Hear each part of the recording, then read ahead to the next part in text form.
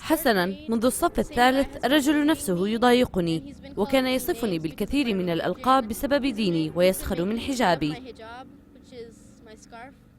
تقول هذه الفتاة التي تبلغ من العمر 13 عاما إن تاريخ مشكلتها يعود لعدة سنوات، وبقي الوضع يتجه نحو الأسوأ بالنسبة لها حتى توقفت الفتاة عن ارتداء الحجاب خلال الصف الرابع وحتى مرحلة الصف السادس، ولكنها ملكت الشجاعة فيما بعد وعادت لارتداء حجابها، إلا أن المشاكل عادت تواجهها من جديد أيضا. ففي الأسبوع الماضي توقف أحد زملائها ونزع حجابها عن رأسها ووصفها بالإرهابية.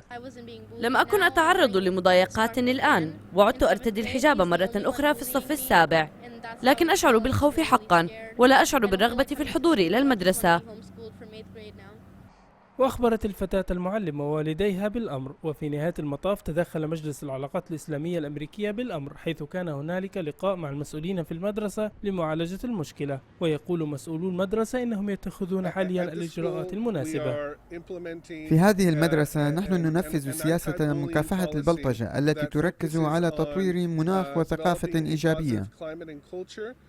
ويقول المسؤولون إن الاجتماع كان إيجابيا، لكن الفتاة رغم ذلك تقول إنها لا تريد أن تعود إلى المدرسة العام المقبل، وتصف الأمر بالمؤلم بسبب سخرية الآخرين من لباسها بسبب دينها. الإرهاب لا يمثلني ولا يمثل ديني أو أي شيء آخر، وهذا هو كل ما أريد قوله.